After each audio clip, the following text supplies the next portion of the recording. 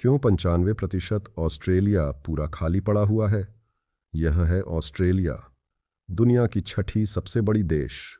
ये इतना विशाल है कि इसमें इंडिया जैसे दो बड़े देश समा जाएंगे। लेकिन आज की तारीख में 95% ऑस्ट्रेलिया पूरी तरीके से वीरान यानी खाली पड़ा हुआ है। आप इस मैप को ज़रा देखिए। जहाँ जहाँ पर भी आपको ये येलो डॉट्स नज़र आ रहे हैं, बस वहीं पर ऑस्ट्रेलिया के लोग रहते हैं। मतलब ऑस्ट्रेलिया की 90% पॉपुलेशन सिर्फ और सिर्फ उसके 0.22% एरिया में ही केंद्रित है। मतलब 1% से भी कम एरिया में, यानी मेजरली सिर्फ इन 5 शहरों में, सिडनी, ब्रिस्बेन, एडिलेड, पर्थ और Melbourne, in fact north, south, east, west, इन चारों बॉर्डर्स से आप जितना अंदर की तरफ जाते चले जाओगे, आपके ज़िंदा रहने के चांस उतने ही ज़्यादा घटते चले जाते हैं। ऑस्ट्रेलिया में अब ऐसा क्यों होता है? इसके पीछे एक बहुत ही इंटरेस्टिंग रीजन है जिसे हम आगे समझेंगे। लेकिन इन माय ओपिनियन ये ऑस्ट्रेलिया को एक बहुत ही मिस्टीरियस कंट्री बनाता है। सच बात तो यह है कि 95% ऑस्ट्रेलिया खाली क्यों पड़ा है। इसके पीछे एक बहुत ही दर्दनाक रीज़न है जो कि इतिहास ने हम इंडियंस से भी छुपाने की कोशिश की, और हम इंडियंस के साथ बाकी के दुनियावासियों के साथ भी। देखो, हम सब जानते हैं कि ऑस्ट्रेलिया में ओरिजिनली जो लोग रहा करते थे वो एब्रिजिन्स ओरिजिन के थे। लेकिन आज अगर आप देखोगे तो पूरे के पूरे ऑस्ट्रेलिया में ऑलमोस्ट सिर्फ वाइट्स ही रहते हैं। सो आखिर इन एब्रिजिन्स के साथ ऐसा क्या हुआ? वो हम सब ने ये ज़रूर सुना होगा कि ब्रिटिश ने इंडियंस का क्या हाल किया था, कैसे ब्रिटिश रूल में लाखों इंडियंस मारे गए थे, उन्हें टॉर्चर किया गया, एक्सप्लॉइट किया गया। लेकिन हमें ये कभी नहीं पढ़ाया गया कि यही सो कॉल्ड सिविलाइज्ड ब्रिटिश ने एब्रिजिनीज़ का क्या हाल किया, किस लेवल पर एब्रिजिनीज़ का जेनोसाइड करवाया गया, मैस परसिक्यूशन करवाया गया। ये ऑस्ट्रेलिया हिस्ट्री का एक काफ़ी डार्क फेस था जो कहीं ना कहीं दुनिया से एक तरह से छुपाया गया। लेकिन इसे समझने के लिए हमें इस कहानी की शुरुआत सन 1606 से करनी होगी, जब ऑस्ट्रेलिया पहली बार डिस्कवर हुआ था। जैसे हमने जाना था, ऑस्ट्रेलिया के ओरिजिनल इन्हेबिटेंट्स एब्रिजीनीज और टॉरेस स्ट्रेट आइलैंडर्स थे। कॉलोनाइजर्स के ऑस्ट्रेलिया की खोज करने से पहले ये जंगलों में रहा करते थे, वहीं पर शिकार करके खाना खाया करते थे। दवा और हथियारों का भी इंतज़ाम वहीं से किया करते थे।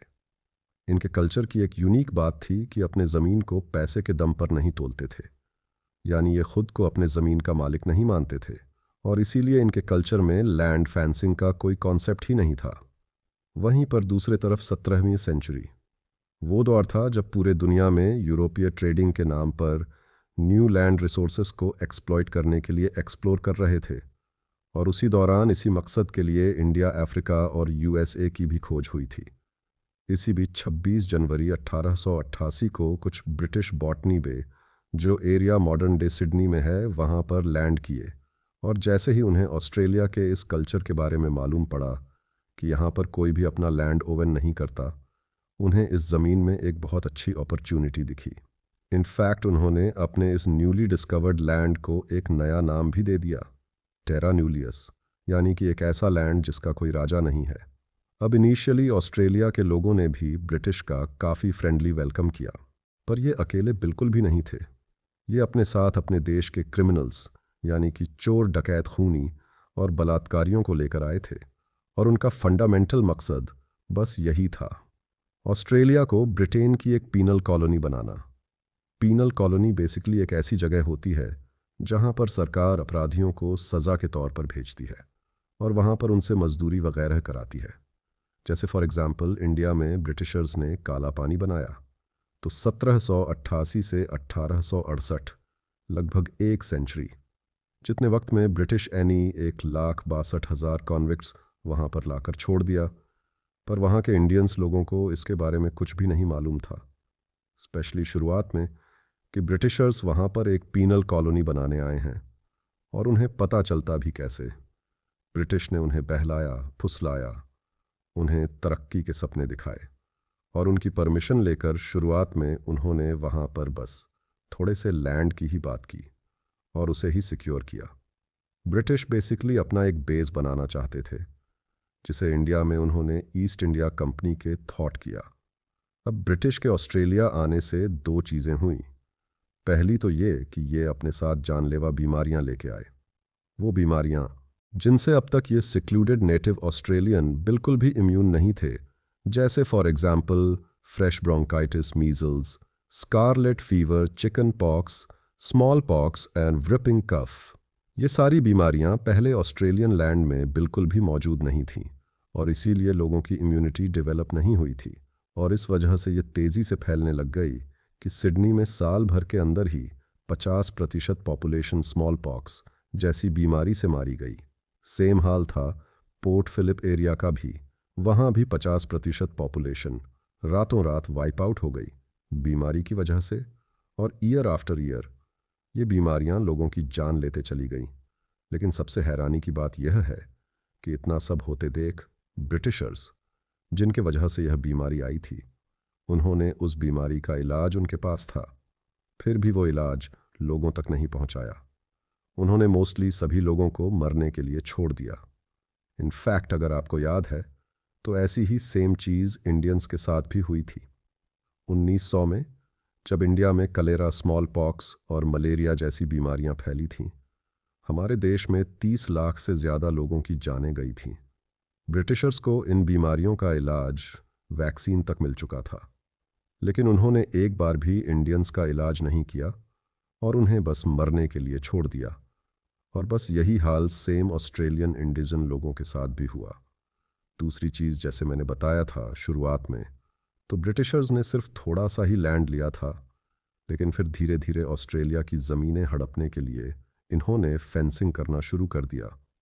बस कुछ ही समय में ये लोग करन डे, होबार्ट, मेलबर्न और ब्रिस्बेन में फैल गए और जैसे जैसे फेंसिंग बढ़ी, ऑस्ट्रेलिया के इंडिजन लोगों के विल से होने वाले काम अब उन पर फोर्सफुली थोपे जाने लगे।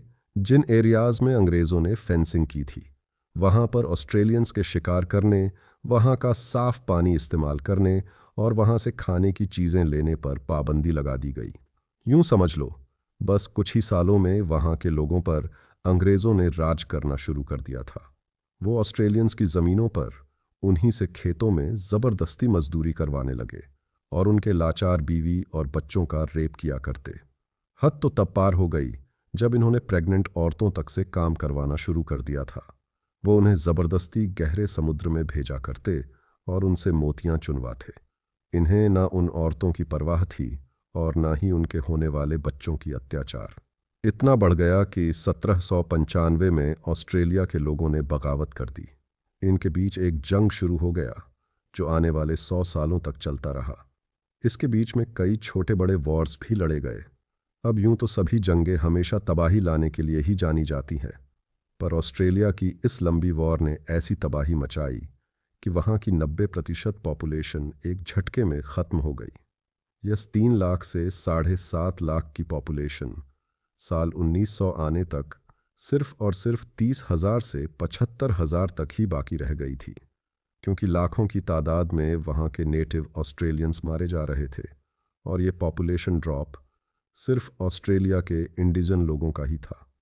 एक्चुअली में ऑस्ट्रेलिया की खोज के बाद से ही, यानी पिछले 3 सेंचुरी में, वहाँ पर ट्रेड करने के लिए कई और देशों के लोग आए, जैसे जर्मन, चाइनीज़ और इवन जापानीज़ भी। और इन सब के इन्फ्लक्स के वजह से वहाँ का पॉपुलेशन 50 लाख तो था, लेकिन बस उस पॉपुलेशन में से नेटिव ऑस्ट्रेलियंस ऑलमोस्ट 90% ख़त्म हो चुके थे। पर अंग्रेज़ यहाँ पर भी नहीं रुके। उन्होंने जल्दी इस रही सही पॉपुलेशन को भी ख़त्म करने का रास्ता ढूंढ निकाला, और वो तरकीब थी वर्ल्ड वॉर में इन्हें भेजना, जिसमें ब्रिटिशर्स ने ऑनलिया के लोगों को और अपने देश से लाए हुए कन्विक्ट्स दिया। 1914 वर्ल्ड वॉर 1 में ब्रिटिशर्स ने हर 5 में से एक इंसान को यूरोप लड़ने के लिए भेज। ऑस्ट्रेलिया की एक reputed website Australia war memorial का डेटा यह बताता है कि इस वॉर में ब्रिटिशर्स ने 18 से 44 ईयर्स के बीच के 4,189 आदमियों को जंग के लिए भेजा, लेकिन इसमें से 40% आदमी वापस नहीं लौटे। सो ऑस्ट्रेलिया की मेल पॉपुलेशन ऑलरेडी डिक्लाइन पर थी। इतने में 1942 में एक बार फिर से इनका इवॉल्वमेंट स्टार्ट हो गया। वर्ल्ड वॉर टू में भी, इस जंग में भी, क्योंकि ऑस्ट्रेलिया ब्रिटेन की ही एक कॉलोनी बन गई थी और ब्रिटेन के साइड से लड़ रही थी, तो अगेन काफ़ी सारे ऑस्ट्रेलियंस यहाँ पर भी मारे गए। ऑस्ट्रेलिया पर इवन काफ़ी सारे एयर अटैक्स भी हुए। इनफैक्ट 1942 से 40 के बीच में जापान ने ऑस्ट्रेलिया के नॉर्दर्न पार्ट्स में 90+ अटैक्स किए थे। सो बेसिकली दोनों ही वॉर्स में वहाँ की पॉपुलेशन इफ़ेक्ट तो हुई, लेकिन स्पेशली मेल पॉपुलेशन काफ़ी ज़्यादा डिक्लाइन हुई। और फिर इन सभी हिस्टोरिकल जंगों के अलावा ऑस्ट्रेलिया की आबादी को कंट्रोल करने में एक पॉलिसी का भी बहुत बड़ा हाथ है। जैसे मैंने पहले बताया था, ब्रिटिशर्स ऑस्ट्रेलिया में आए ही थे उस पर कब्जा करने के लिए, उसे दूसरा ब्रिटेन बनाने के लिए, और इसीलिए उन्होंने एक इमिग्रेशन रिस्ट्रिक्शन एक्ट 1901 लाया। इस एक्ट को वाइट ऑस्ट्रेलियन पॉलिसी भी कहते हैं, और इस एक्ट का मेन एम यही था कि ऑस्ट्रेलिया में जो भी नॉन वाइट्स है, बेसिकली जैसे एशियन इमिग्रेंट हो गए या फिर नेटिव ऑस्ट्रेलियंस हो गए, उन पर रोक लगाई जा सके और सिर्फ ब्रिटिश वहाँ पर रूल करें। सो अब इसके बाद वाइट्स को छोड़कर किसी भी और एथनिसिटी के ग्रोथ रेट में एक लगाम लग गई, और यह भी एक रीज़न है जिस वजह से हम वहाँ पे देखते हैं कि मोस्ट ऑफ द पॉपुलेशन वहाँ पर ऑस्ट्रेलियन वाइट्स है। सो अब तक हमने जो भी जाना उसे एकदम शॉर्ट में समझे तो ब्रिटिशर्स के आने से दो चीज़ें हुई, एक बीमारी फैली और लोग मरने लगे बड़ी तादाद में। दूसरा, 100 साल लंबे इंटरनल कॉन्फ्लिक्ट की वजह से ऑस्ट्रेलिया की 90% नेटिव पॉपुलेशन ख़त्म हो गई। And the next world war 1 और 2 ने उनके मेल पॉपुलेशन पर काफ़ी बड़ा इम्पैक्ट छोड़ा। And last and final blow था इमिग्रेशन एक्ट का, जिसने माइग्रेंट्स की वजह से बढ़ रही ऑस्ट्रेलियन पॉपुलेशन को भी एकदम से रोक दिया। करंट सिचुएशन ऑस्ट्रेलिया की यह है कि आज वहाँ पे 2,66,00,000 लोग रहते हैं, लेकिन इसमें नेटिव ऑस्ट्रेलियंस की आबादी सिर्फ 3.8 पर है। मतलब सिर्फ और सिर्फ 10 लाख नेटिव ऑस्ट्रेलियंस आज इस वक्त ऑस्ट्रेलिया में रह रहे हैं। यह आबादी तो इंडिया के एक एवरेज टाउन की आबादी से भी कम है। सो अब तक हमने इतिहास पढ़ के ये समझ लिया कि कैसे ऑस्ट्रेलिया बनने से पहले ही 90% उसकी पॉपुलेशन वहीं पर ख़त्म हो गई थी। पर अब क्वेश्चन ये आता है कि आज पॉपुलेशन वापस से बढ़ने के बावजूद 95% जितना ऑस्ट्रेलिया क्यों खाली पड़ा हुआ है? आखिर क्यों ऑस्ट्रेलिया की मेजॉरिटी पॉपुलेशन सिर्फ इन 5 सिटीज़ में ही कंसंट्रेटेड है? तो इसके पीछे एक दूसरा बड़ा रीज़न है उसका जियोग्राफिकल लोकेशन, जो हर साल उस देश में ऐसा कहर बरसाता है कि वहाँ पर सर्वाइवल काफ़ी मुश्किल हो जाता है। अब सबसे पहले ना ऑस्ट्रेलिया की बहुत ही यूनिक जियोग्राफी को समझते हैं।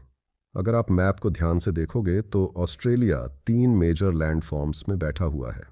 पहला वेस्टर्न प्लाटू, मतलब इस पूरे 2/3 एरिया में सिर्फ डेजर्ट है और इसीलिए यहाँ पर इंसानों का रहना पॉसिबल ही नहीं है। दूसरा सेंटर लोलैंड्स, ये पूरा येलो पार्ट लोलैंड तो है, लेकिन यहाँ की नदियों में तक नमकीन खारा पानी है जो एग्रीकल्चर और इंसानों के लिए बिल्कुल भी सूटेबल नहीं है। और तीसरा ईस्टर्न हाईलैंड, इस ग्रीन पार्ट में केप यॉर्क पेनिन्स, सुला से बे स्ट्रेट आइलैंड तक पहाड़ है, जंगल है। यानी यहाँ पर मेजरली सिर्फ लैंड एरिया है जहाँ उपजाऊ ज़मीन भी है और पीने के लिए सूटेबल पानी भी है, पर लोगों के लिए यहाँ पर भी रहना ऑस्ट्रेलिया की लोकेशन और उसके क्लाइमेटिक कंडीशंस की वजह से मुश्किल होते जा रहे हैं। क्योंकि ऑस्ट्रेलिया में 3 एक्सट्रीम वेदर कंडीशंस होते हैं। पहला डेजर्ट, फिर फ्लड्स, और लास्टली ऑस्ट्रेलिया काफ़ी ज़्यादा साइक्लोन प्रोन भी है। पर आखिर ऐसा क्यों, चलो देखते हैं। सो सबसे पहले ये समझो कि ऑस्ट्रेलिया के सदर्न पार्ट यानी कि नीचे के हिस्से में अंटार्कटिका और उसका ठंडा पानी है। अब जब पानी गर्म नहीं होगा तो उससे बादल भी नहीं बनेगा। प्लस इस मैप में आप क्लियर देख सकते हो कि ऑस्ट्रेलिया के साउथ में एज सच कोई भी बड़ा ग्रीन एरिया नहीं है। मतलब ना यहाँ पर बादल बनते हैं और ना ही उन्हें यहाँ पर होल्ड करने के लिए हाई माउंटेन रेंजेस हैं। और इसीलिए आप ये लाइट ग्रीन पार्ट देख रहे हो, इस पूरे रीजन में बारिश ही नहीं होती। और इसीलिए ऑस्ट्रेलिया का 70% हिस्सा डेजर्ट है और ड्राउन प्रोन है, जिससे ऑस्ट्रेलिया की क्रॉपिंग इंडस्ट्री को हर साल $1.1 बिलियन का नुकसान होता है। और क्वींसलैंड की बात करें, जो ऑस्ट्रेलिया की मेजर सिटी है, उसे तो 2017 में ही गवर्नमेंट ने एक ड्राउन स्टेट डिक्लेयर कर दिया था। अब ऑस्ट्रेलिया में इतना सॉल्टी वाटर नहीं, इतना खारा पानी क्यों है, इसे समझने के लिए सेंट्रल लोलैंड की बात करते हैं। तो वहाँ पर सबसे पहले तो मिट्टी और चट्टानें, जो कि लाखों साल पुरानी है, उनकी सैलिनिटी लेवल नेचुरली ही बहुत हाई होती है। सो जब ये चट्टानें टूटती है तो इनके अंदर मौजूद नमक वहाँ आसपास के पानी में भी घुल जाता है। एंड लास्टली ये भी जान लेते हैं कि ऑस्ट्रेलिया में आई बाढ़ और साइक्लोन्स क्यों आते हैं। अब देखो, ऑस्ट्रेलिया इक्वेटर के ठीक नीचे है, और इक्वेटर वो जगह है जहाँ पर डायरेक्ट सनलाइट पड़ती है, और इस जगह हमेशा एक्सट्रीम गर्मी होती है। अब हमारी पृथ्वी वेस्ट टू ईस्ट रोटेट करती है, जिसकी वजह से उसके अपोजिट दिशा में बहुत ही तेज ट्रेड विंड्स बहते हैं, from east to west now. इन दोनों भी कंडीशंस की वजह से पैसिफिक ओशन का गर्म पानी हवाओं के साथ बहते हुए ऑस्ट्रेलिया के ईस्ट में आते जाता है, और ऑस्ट्रेलिया में बादल फॉर्म होते हैं। प्लस यहाँ पर ग्रेट डिवाइडिंग माउंटेन रेंज है, जो क्लाउड्स को आगे नहीं बढ़ने देते, यहीं पर ब्लॉक कर देते हैं, और इस वजह से ऑस्ट्रेलिया के इस हिस्से में बारिश होती है और ग्रीन एरिया बनता है। बट ये तो हुआ ऑस्ट्रेलिया की बारिश का सिनेरियो नंबर 1। सिनेरियो नंबर 2 में पैसिफिक ओशन से बहकर आ रहा गर्म पानी ईस्ट में आकर बहुत ज़्यादा मात्रा में पाइल अप होने लग जाता है, और इस गर्म पानी के नीचे जो ठंडा पानी है वो रश करने लगता है अमेरिका की तरफ, जिससे एक स्टार्क कंट्रास्ट क्रिएट हो जाता है, जिसका नतीजा इस वेरिएशन की वजह से ट्रेड विंड्स और भी ज़्यादा तेज़ हो जाते हैं। यानी कि अब सिचुएशन को समझो। ईस्टर्न ऑस्ट्रेलिया में बादल तो बन रहे थे, पहाड़ उन्हें आगे जाने से भी रोक रहे थे, पर इसमें एक और चीज़ अब आ गई, तेज़ हवाएं, और बस इन्हीं वजहों की वजह से ऑस्ट्रेलिया में फ्लड लाइक कंडीशंस हो जाते हैं, जो एक्सट्रीम में पहुंचकर साइक्लोन्स को भी जन्म दे देते हैं। In fact it's not very uncommon over there. Australia को हर साल 2 से 3 साइक्लोन सर्वाइव करने पड़ते ही हैं, जिनमें काफ़ी डिस्ट्रक्शन होता है। सो टू समिट ऑनल ऑस्ट्रेलिया की हिस्ट्री से ही उसकी पॉपुलेशन ग्रो नहीं कर पाई। आज जो पॉपुलेशन वहाँ पर है, उसके लिए भी ऑस्ट्रेलिया की एक्सट्रीम क्लाइमेट कंडीशंस को सर्वाइव करना मुश्किल हो रहा है। प्लस ऑस्ट्रेलिया की ज्योग्राफी, तीसरा मेजर फैक्टर। जैसे हमने देखा, ऑस्ट्रेलिया के बाकी पार्ट्स में ह्यूमन सर्वाइवल कितना ज़्यादा मुश्किल है, और इसीलिए वहाँ की मेजॉरिटी पॉपुलेशन सिर्फ कुछ ही एरियाज़ में कंसंट्रेटेड है। सो बस यही है फ्रेंड्स, ऑस्ट्रेलिया के 95% खाली होने के पीछे की पूरी कहानी।